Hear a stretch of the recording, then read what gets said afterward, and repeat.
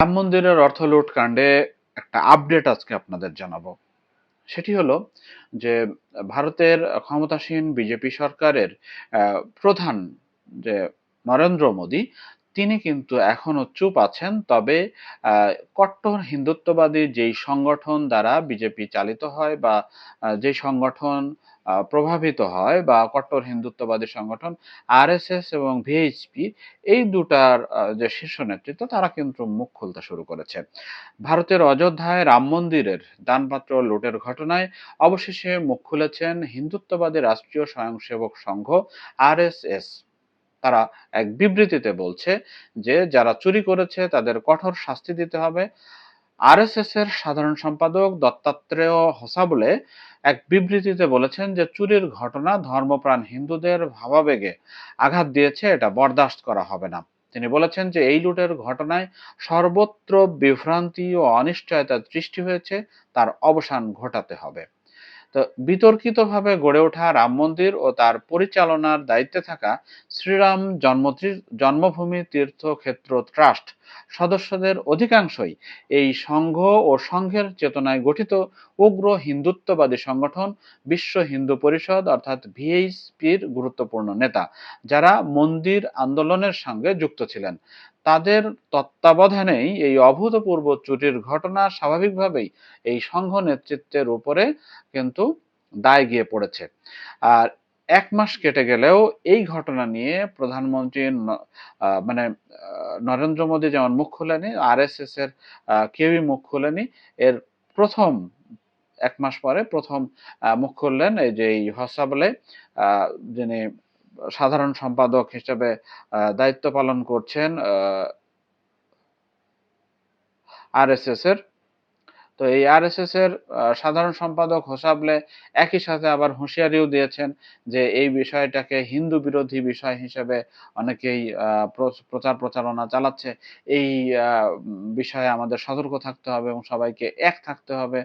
এবং চুরিকাণ্ডে সংঘের ভাবমূর্তি গুরুতর প্রশ্নের মুখে দাঁড় করিয়েছে। বিরোধীরা প্রচণ্ডভাবে প্রচার করছে লুটের একাংশ সংঘের কোষাগারে জমা পড়েছে। এ কারণেই এই মানে হোসাবলে বিবৃতিতে শেষ পর্যন্ত মুখ খুলেছেন, এটা দুর্ভাগ্যজনক বলছেন, ব্যতিক্রমী হিসাবে দেখানোর আর্জি করেছেন। তিনি আশা করেছেন যে মন্দির পরিচালনায় যে সমস্ত ত্রুটি রয়েছে সেটির খুব দ্রুতই সংশোধন করা হবে। তো এ বিষয়ে হচ্ছে আপনাদের জানিয়ে রাখি যে ৩ জন যে দায়িত্ব ছেড়েছেন মন্দির পরিচালনা পর্ষদ থেকে, এই ৩ জনই হচ্ছে অনিল রায়, চম্পত রায়, অনিল মিশ্র, চম্পত রায়, সাধারণ সম্পাদক গোপাল রাও, ৩ জনই ভিএইচপির নেতা। তো এই ৩ জন কিন্তু দায়িত্ব ছাড়লেও তাদের বিরুদ্ধে কিন্তু আনুষ্ঠানিক এফআইআর দাখিল করা হয়নি বা তাদের কাউকে আটক করা হয়নি।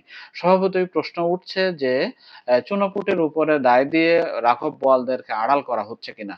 এ নিয়ে বিরোধীরাও কিন্তু দারুণভাবে সরব।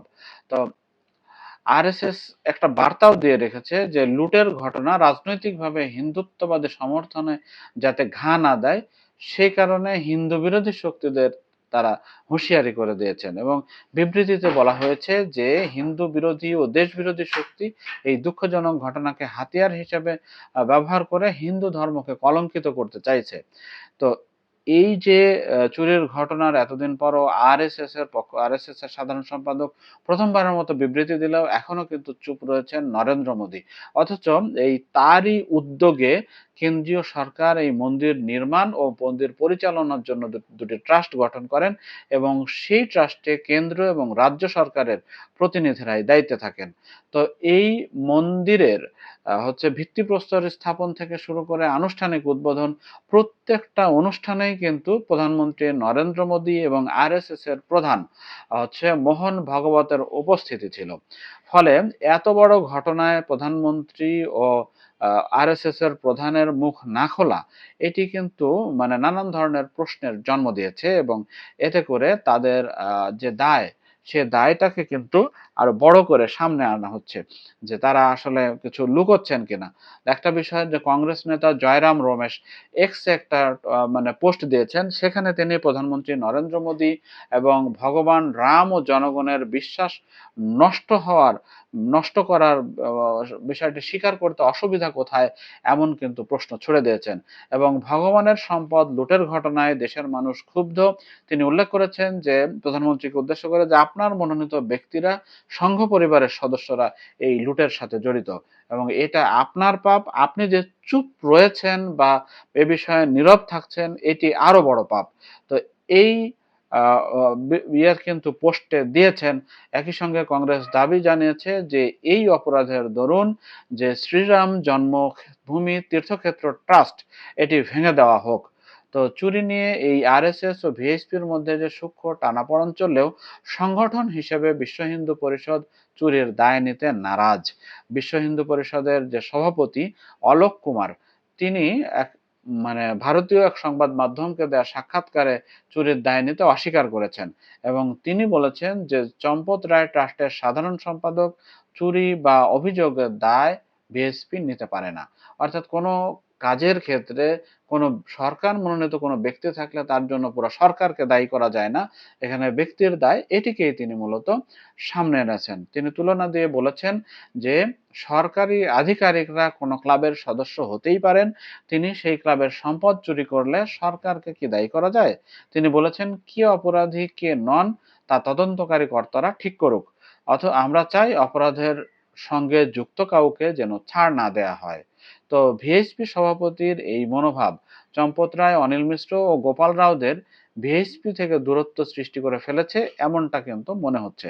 অর্থাৎ ব্যক্তির দায় ঘাড়ে নিয়েই হচ্ছে সংগঠন দায় নিবে না, এমনটা কিন্তু মনে করা হচ্ছে। এই বার্তাগুলো বা এই কথাগুলো এ ধরনের মানে ইঙ্গিত দিচ্ছে। এখন দেখার বিষয় যে আগামী 6 জুলাই যে শ্রীরাম জন্মভূমি তীর্থক্ষেত্র ট্রাস্টের যে বৈঠক, তো সেই বৈঠকে আসলে কি হয়। তো সেখান থেকে এই যে অভিযুক্ত অনিল মিশ্র, চম্পত রায় বা এই যে তিনজন প্রধান কুশীলব হিসাবে সামনে আসছে যাদের নাম, তাদেরকে সরিয়ে দেওয়া হয় কিনা বা অব্যাহতি দেওয়া হয় কিনা বা ট্রাস্ট পুনর্গঠন হয় কিনা, তো এটিকে কিন্তু হচ্ছে স্পষ্ট হবে এই 6 জুলাইয়ের এই বৈঠকে। এখন দেখার বিষয় যে সেখান থেকে কি সিদ্ধান্ত আসে। তবে প্রধানমন্ত্রী নরেন্দ্র মোদীর চুপ থাকা নিয়ে কিন্তু ব্যাপকভাবে নানান জল্পনা কল্পনা এবং প্রশ্ন তৈরি হয়েছে এবং এই বিষয়টা নিয়েই মূলত ভারতের রাজনীতিতে বেশ জলঘোলা হচ্ছে। সামাজিক যোগাযোগ মাধ্যমেও এ নিয়ে ব্যাপকভাবে আলোচনা এবং সমালোচনার ঝড় বইছে।